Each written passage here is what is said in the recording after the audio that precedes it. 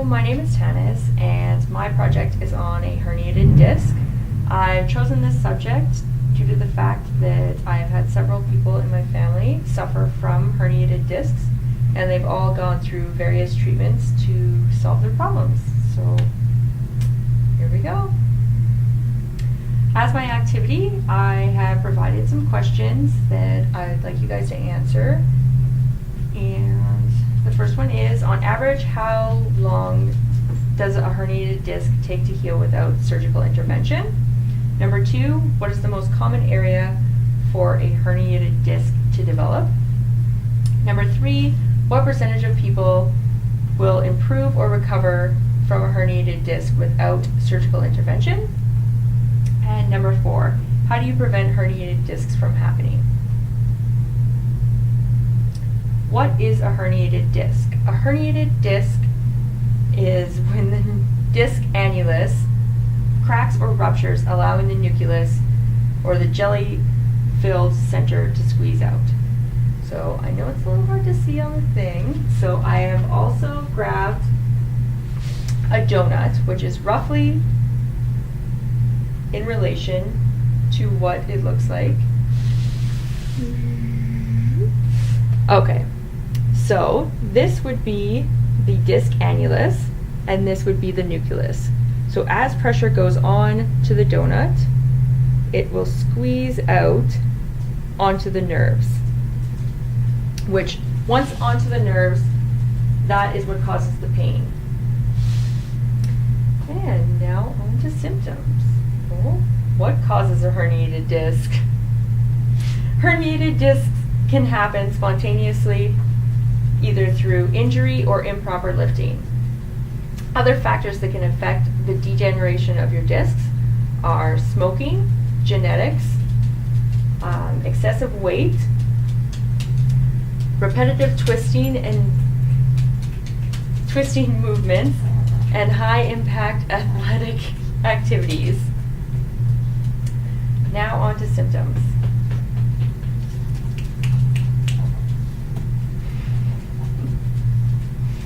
Symptoms of a herniated disc. Symptoms can differ depending on where your herniated disc is located. I've chosen to do the lumbar spine because it's the most common. Burning, tingling, and numbness will develop in your butt, leg, and foot due to the sciatic nerve being pinched. Intensified pain from prolonged sitting, bending, sneezing, or coughing will develop. Weakness in one or both of your legs.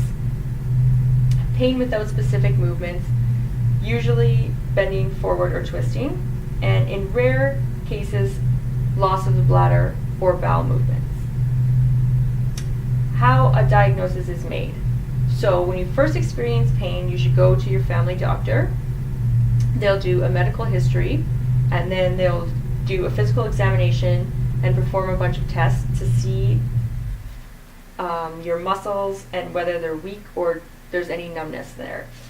After that's been done, imaging testing can be done to determine exactly how bad your herniated disc is, and they include x-rays, MRI scan, EMG, CT scan, and myelogram.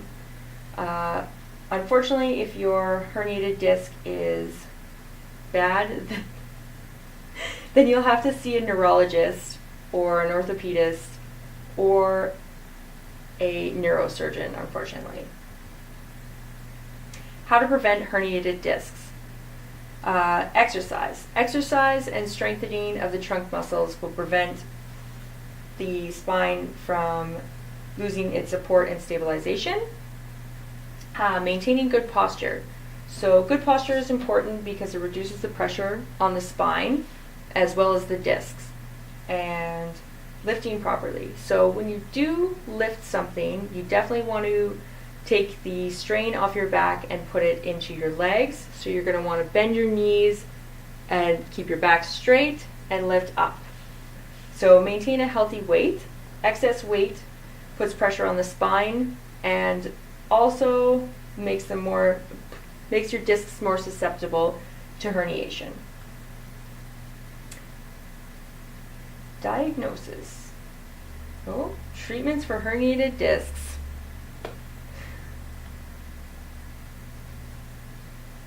Physical therapy.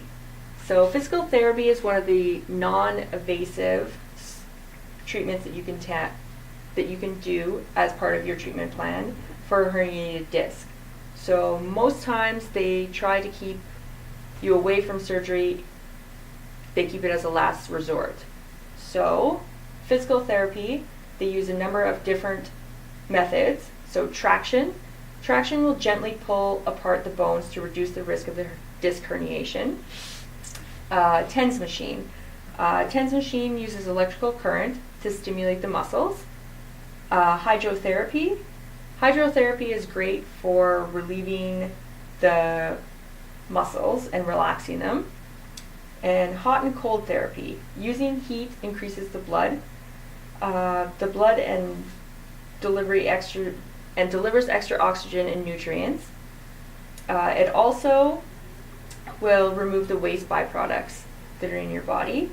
And cold reduces inflammation of the muscles and helps with muscle spasms.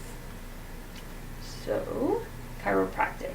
Chiropractors develop a treatment with spinal manipulation, manual therapy, and therapeutic exercises. So the two most common are flexion distraction and pelvic blocking.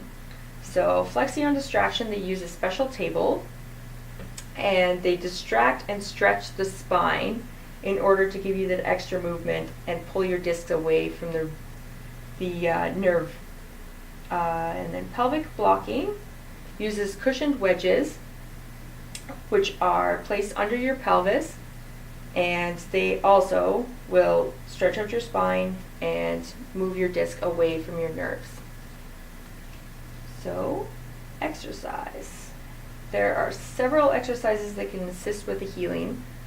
Some of them are yoga, Pilates, aerobic exercises and activities such as biking, swimming, walking. There are also a number of stretches that you can do to help relieve your herniated disc, and some of these include single knee to chest, a double knee to chest, prayer stretch, a pelvic lift, a trunk rotation, and a cobra. So all of these exercises are not bending your spine forward, but in fact bending it backwards to alleviate that pressure that's on your spine. Medication. So medication can be a number of different things. You want to start out with the least potent, so NSAIDs, which are non-steroidal anti-inflammatory drugs, and they are anti-inflammatories as well as painkillers. So an example of this is Advil. Acetaminophen is also a drug that you can take. Unfortunately, it is not an anti-inflammatory. It is just a pain reliever, and Tylenol is one of the examples for that. And unfortunately, if you're one of those people that needs something a little bit stronger, you'll have to go to a doctor and get prescribed an NSAID. And there's an example of Celebrex. Muscle relaxants are prescribed to control muscle spasms, which are very common with herniated discs. And one of those is Valium. Oral steroids are effective in reducing swelling. And one of those is Decadron and Medrol. Narcotics. Narcotics alleviate intense pain. So when you're almost at the point of surgery, they will prescribe you narcotics. Antidepressants. These block pain messages from getting to the brain. As well, they increase the effects of endorphins. So, epidural steroid injections. So, epidural steroid injections are great because they are an anti-inflammatory, and they are great for the affected nerve roots. So they're most effective in the first week on the onset of pain. You can do them 2 to 3 injections are required 1 to 2 weeks apart. And next is holistic therapy. So holistic therapy, there's a number of different options that you have here.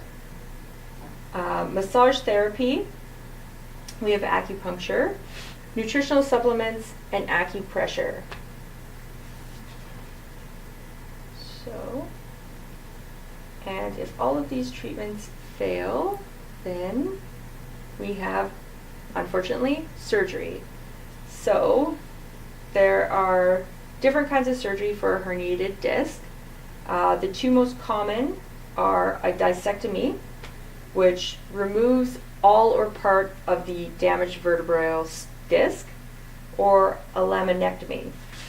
And this creates more space in the disc and nerve and removes a portion of the bone that is covering the nerve. Sometimes the spinal procedure involves a more intense back procedure. So we have all sorts of different things. We have spinal fusion, we have anterior cervical discectomy, which happens when it's in your neck. And then we have spinal laminectomy.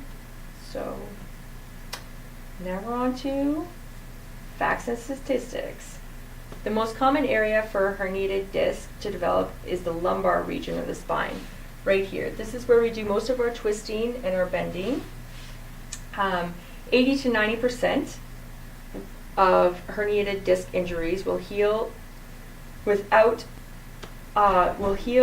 in 6 weeks from the initial injury.